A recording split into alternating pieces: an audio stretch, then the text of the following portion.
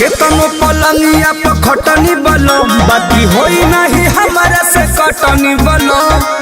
सुन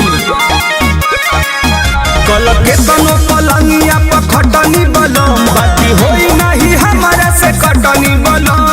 गरमिया घाम से झुराए लगी चमकम घूटी बढ़ी जी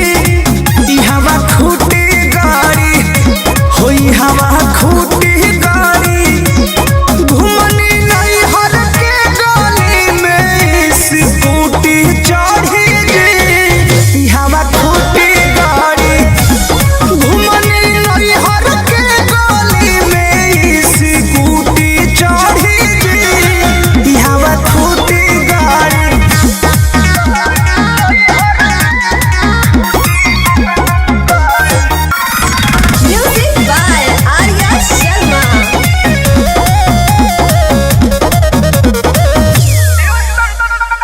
ट्यूशन कॉलेज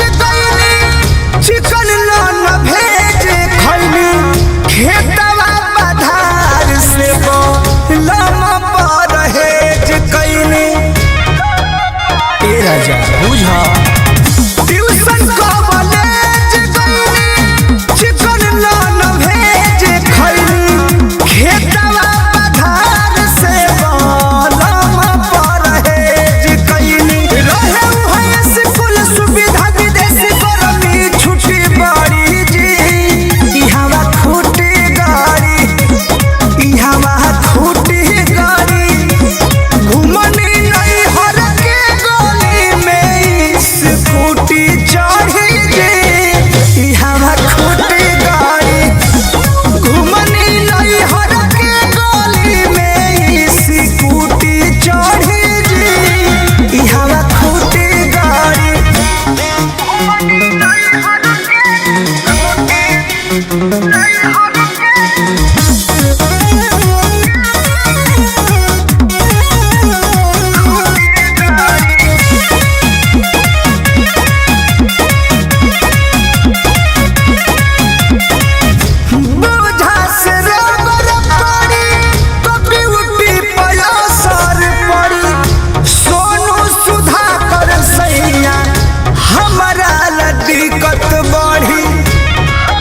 राजा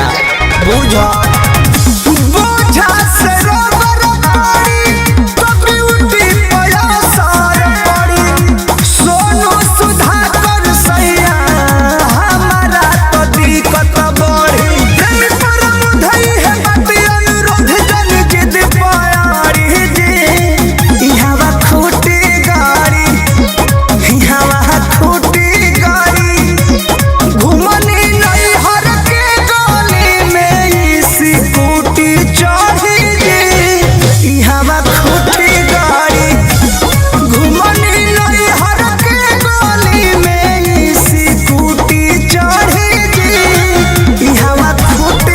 दिक्कत हो ये राजा।